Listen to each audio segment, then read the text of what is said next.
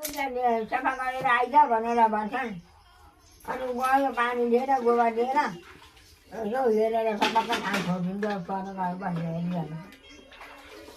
अनि त्यहाँबाट सफा गरिसकेपछि अरू फेरि बेरिएर त्यो ठाउँमा बेरिएर यसो गरेर त्यो मूर्तिमा टाउको राखेर बसिरहन्छ र कसैले केही गर्न नदिनु यी हाम्रो त देउता हुन् बुढा सिद्ध हुन् भनेर भन्नुहुन्छ बाह्र देउता हुन्न त ठाउँ छोड्दै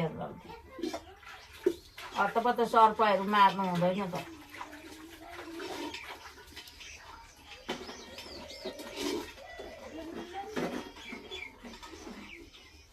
चुवाको रुख थियो नि हाम्रोमा घर मुनतिर नि चुवा हामी चुवाका रुखमा चढेर उपद्रो त हो नि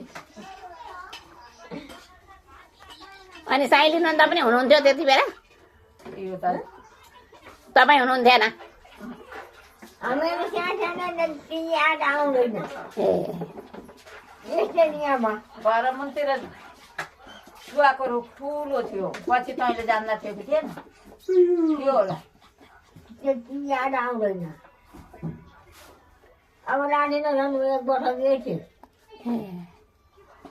अनि के याद आओस् त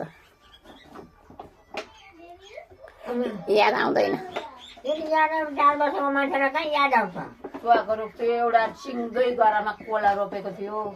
कोला जहिले सुकै भइरहन्थ्यो अब दिदीको बिहे गर्नमा 7 महिनाको थिएन नि दिदी बुझ्नुको भेटी नभएको अनि